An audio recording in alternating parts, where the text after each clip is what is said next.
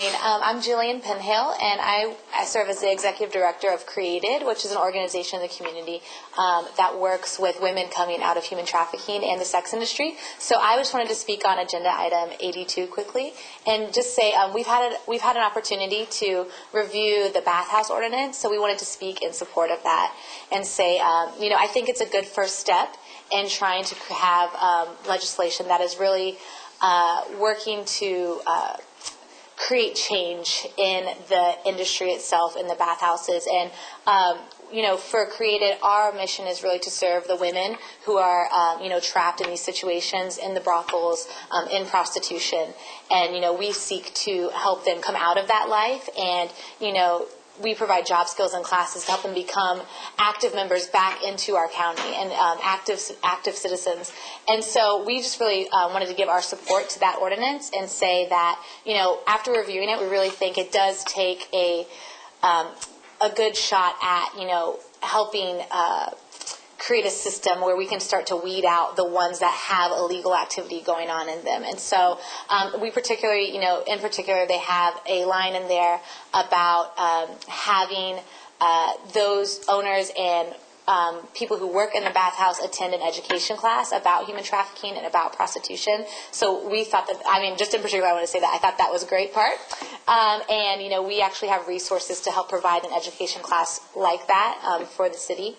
And we also, with all of that said, we think, as this moves forward and to have ordinances and things to come for also the massage parlors and also modeling studios where women are also being trafficked in those situations, and hope to see innovative ideas for ways that we can address the demand of human trafficking that's happening in our city, because these places wouldn't exist if people were not coming in and purchasing.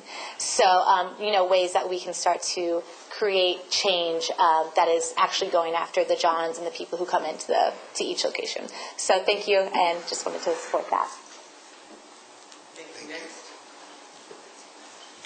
Hi, I want to thank you, City Council, for being so proactive in working with the Tampa Bay anti-trafficking community on the issue of the bathhouse ordinance. Thank you, particularly Councilman Suarez. You have been, your openness and your willingness to listen to the voices of the survivors and to many of us who had critical concerns with the victims enslaved in these establishments. You took action and you listened to our words, and you truly, all of you, are helping to bring resolve to, in order to put a safety net in place for the victims that are enslaved in these establishments. So thank you very much for that.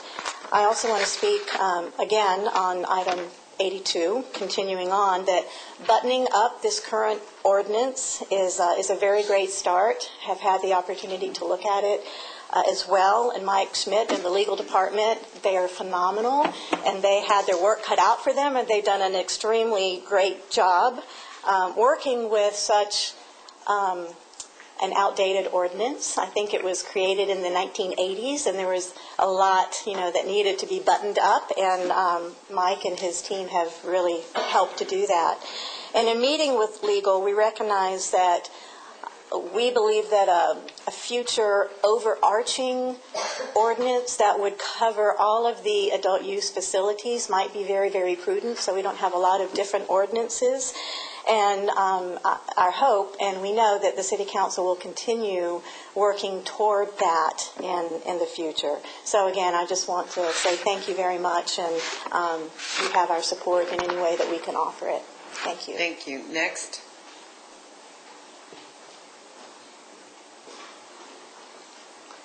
Hello, my name is Krista Hernandez, and I am a survivor of sex trafficking right here in the greater Tampa Bay area. I was in it for 20 years.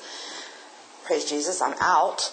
But I also am the executive director and founder of Loving You Where You Are At, and we work with women who are working in the commercial sex industry as well as victims of sex trafficking.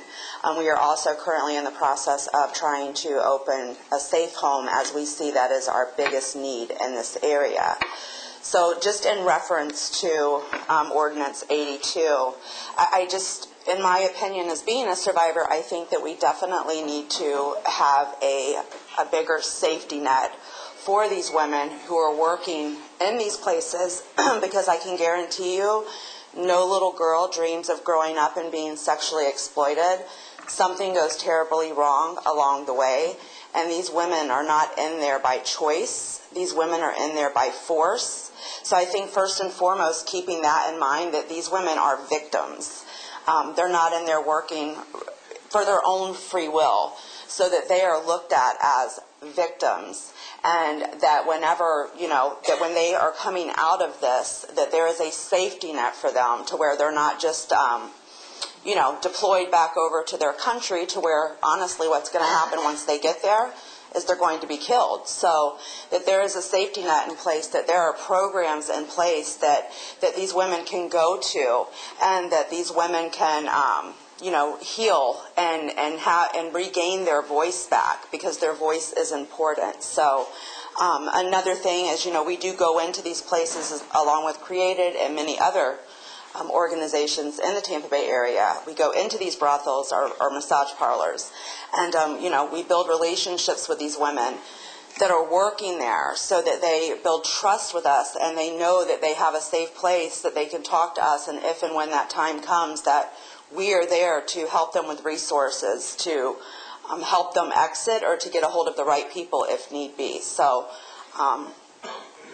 just that these women are looked at and thought of as who they are, victims, because they are victims. I've been worked in not the massage parlors, but the lingerie shops, in the Tampa Bay area. So, thank you. One moment. Did you catch her name when she said it? Thank you. Yes, I know she said her name. I just want to make sure that she said it in speaking, not in... Thank you.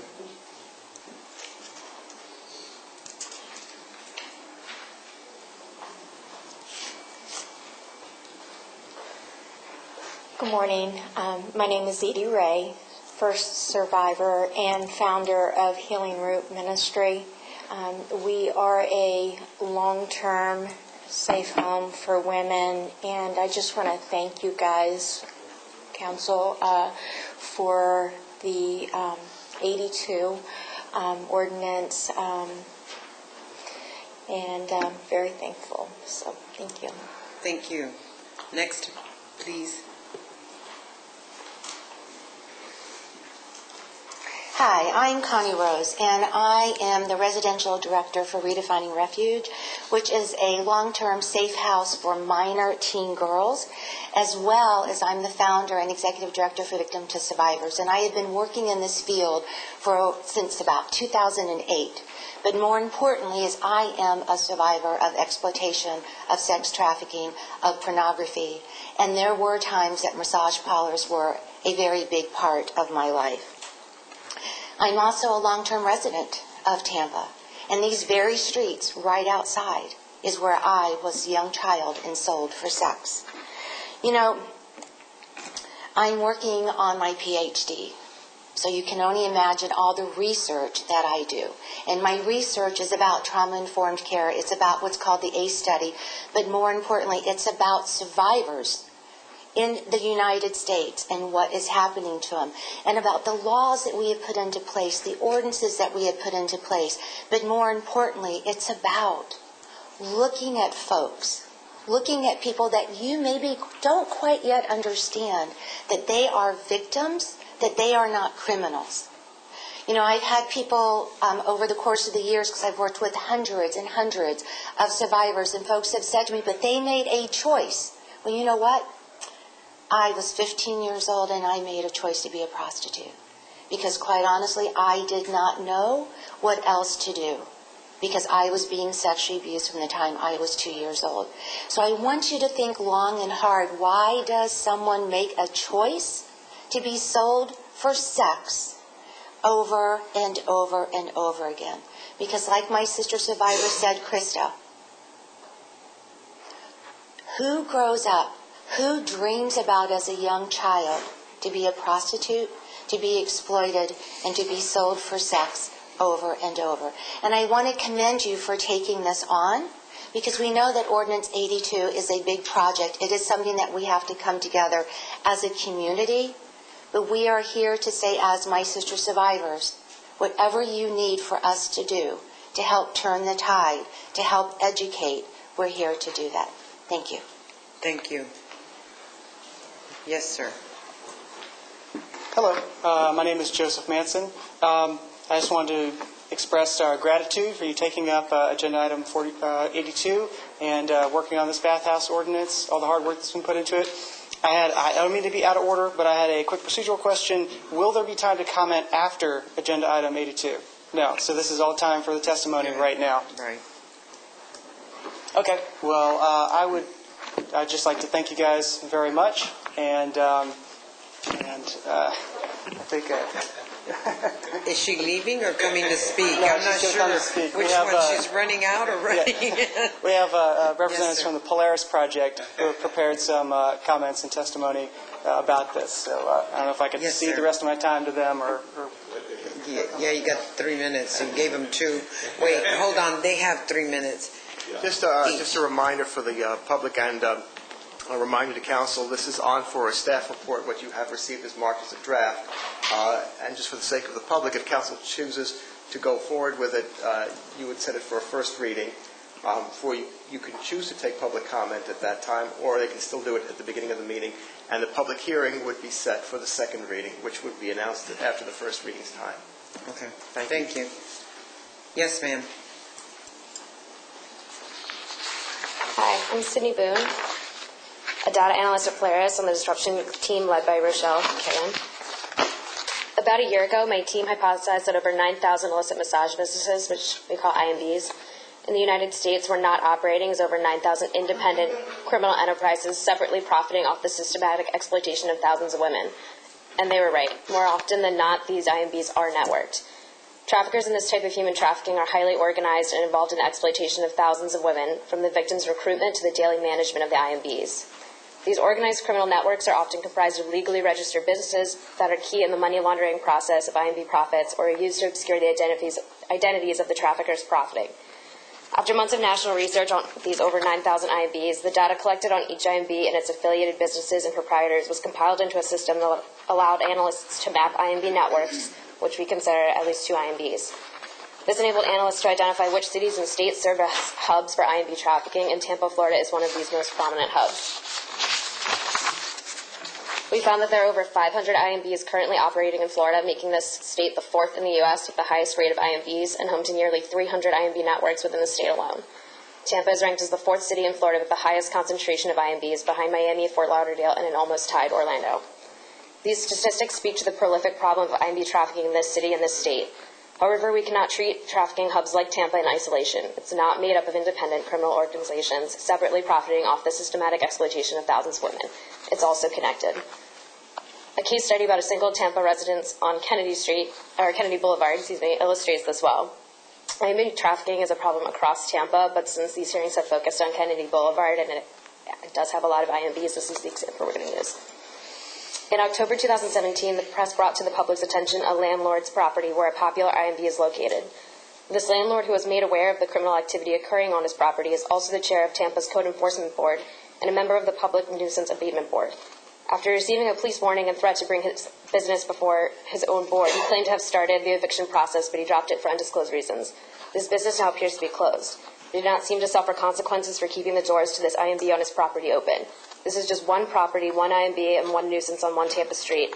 Yet it demonstrates how Tampa is no exception to the patterns of IMB trafficking, that they're highly connected, organized criminal structures crossing city, county, and state lines throughout the country. Our analysts found that this single IMB on Kennedy Boulevard is connected to 12 IMBs spanning 12 cities in 5 states, including Florida, Georgia, Texas, Mississippi, and Pennsylvania. This network, in addition to its 12 IMBs in and out of state, is comprised also of 12 shell companies, a registered agent service, and 30 individuals. And this is one IMB network that was discovered just based on one Tampa property. It's almost never just one IMB. While the number of IMBs in Florida is some of the highest in the country, the IMBs in their networks here are fundamentally the same as the networks in states that are cracking down on the stick of trafficking. Can you finish in 30 seconds? Yeah, the last part is it's finish. time to act to ensure that Tampa is one of the most prominent hubs allowing IMB trafficking to prosper here and in turn across the country. Thank you. Could I ask you a question really quickly? My director is going to Well, no, defer to it's her. based on what you just said. I just want to ask Okay. you a quick question. You made a comment about the person that's been on our code enforcement board, and then you also mentioned the criminal activity. They're not connected, though. That individual is not connected to the lengthy criminal activities of those shell companies. Are you saying that he is or he is not? I'm speaking to his property. Okay, his property is. And that's been for years, or? I'm curious because you went so quickly that I didn't get it. If you don't mind, after we're done today, I'd like to talk to you about that because that's kind of an interesting statement that you made, and I'm curious about that. Absolutely. Thanks. Thank you. Next. Hi everyone, I'm Francesca Lusa, also with Disruption Strategies at Polaris. I'd like to start off by saying that we're really excited to see Tampa paying attention to the human trafficking happening in illicit massage businesses in the city. And as you work to pass an incredibly important ordinance that, if done right, could actually obstruct the operations of these establishments, I would just like to take a moment to remind you why it is so important to shut down these networks. I'm talking about the women who are exploited daily on these establishments and the sexual perpetrators that allow them to flourish while facing little to no consequences under current legislation. So consider Lynn for a moment. Sadly, Lynn's story is highly representative of the experience of the women being exploited in these establishments. She came to the U.S. seeking economic opportunity, escaped an abusive marriage, and was hoping to find enough money to pay for her son's education. So she was happy to find a job as a massage therapist here in the U.S., and it wasn't until her first day on the job when she was raped by the first buyer that came into the parlor and then told that she would not be making any money because she didn't earn any tips that she realized she was living a nightmare. So now let's turn our attention to John. He's a frequent sex buyer here in Tampa, and I'm going to read a direct quote that he published online on Rub Maps, which is a website that's very popular among sex buyers. Repeat the name of it? Rub Maps. Rub Maps, it's a John board where they post their experiences on these parlors, what kind of services they can get on there. So during the act, she turned her head to the left and could not look at me. Eyes dual, one position only, on the back across the table. The really bad part, after 2 to 4 minutes of fun, she pushed me away and said she was sore. I will give her credit for the above happy ending, but it was only one step above a tube of KY in a porn movie. There's better value out there. Here's another direct quote from a different buyer here in Tampa. This place is all right for the price, but Annie's mood was kind of killing my vibe. I hate sad providers. On the flip, I made a few attempts to cop a feel, and she gave me a lot of resistance. I told her I really needed a happy ending, and though she was clearly less than thrilled, she did her thing. Here's another quote from another buyer in Tampa. She was a bit distant and hesitant throughout the session. She was pretty unwilling to give me a handjob at the end. I had to beg her and be persistent and show her the money up front before she would do it. And even then, she wouldn't let me touch her body at all. I could go on with many more descriptive and dehumanizing quotes, but I hope we're starting to see a few patterns here. First of all, these men know they're not having consensual sex, and to make matters worse, they feel entitled to rape these women. And on the second hand, I hope that the description of the sad and unwilling providers killing their vibe reminded you of Lynn's story and how she was trapped by her sex traffickers and forced to provide sex to men exactly like the ones who wrote these reviews who view her as nothing more than a pleasure-providing object. So I would like to urge you today that as you work to pass this ordinance, that you keep these things in mind so that you are able to protect the weakest members of your community and punish those who are exploiting them, not the other way around. Thank you so much. Thank you. Yes, ma'am. Good morning. It's good to see you all again. My name is Rochelle Cahan. I'm the director of the Disruption Strategies Department at Polaris. We did work with Mike Schmidt, and we are really heartened by all of the clauses in this bathhouse statute. And I just wanted to revisit something we talked about last time, and I know that it may or may not be possible that this ordinance has all of the provisions necessary. However, being under the bathhouse section does limit it. And I think I spoke really quickly last time and may not have given enough context on the variety of massage and spa establishments that are utilized by these IMB networks. You heard from Sydney, who's the data analyst on our team, talk about how there are over 9,000 IMBs across the country, and Florida being a hub, Tampa being a main hub within Florida, is connected across the country. And across the country, they're not just Korean spas with table showers. There are plenty of actual massage therapy institutions that have no bathing at all. So The only clause that we're concerned about with this current ordinance is the definition of bathhouse and what's permitted. First of all, it's defined narrowly as requiring bathing. However, to make sure that it's not unintentionally racist against legitimate Korean bathhouses, it does allow bathing of certain portions of the body. So it will be very easy for the networks to evade being regulated under this ordinance. Within one Midwest state that we've worked with, after they did an organized criminal takedown at the state level across the state of 16 illicit massage businesses, when it came to light that those arrests had happened, every illicit massage business in that entire state, as well as 2 connected states, adapted their money laundering practices to not be detected the way that it happened within that illicit massage business takedown. They're very adaptable, and it's very quick. So when this ordinance passes, my only concern is that they just adapt out of meeting that bathhouse restriction, and then they go back to being unregulated. Additionally, even if they all maintain having bathing within the property, the way to prove that will require an undercover officer to go in, take off his clothes, and be bathed. And not only will that contribute to the potential victimization of the women and their distrust of law enforcement, it also empowers the traffickers who repeatedly tell these women, if you can't trust the law enforcement in your home country, what makes you think you can trust them here? And if this unintentionally validates that form of coercion and control used by the traffickers, the women may not cooperate with law enforcement. They may not seek services, and they're susceptible to being re-trafficked. So we think this is an incredible draft. All of the regulations are in place, and we're just hoping at that definitional level we can narrow it to make sure that consequences are actually proportionately held against the exploiters, and that the women are in fact supported, as the survivors here testified before you today, and the examples we gave you of survivors from across the country. So thank you so much for taking this so seriously, and we are so proud to be a part of it and grateful for your work. Thank you. And also, if you want, I can answer the Sydney question, or if you want to do that off the record, that's fine as well. Yes, please. Yeah, go ahead. Yeah, because it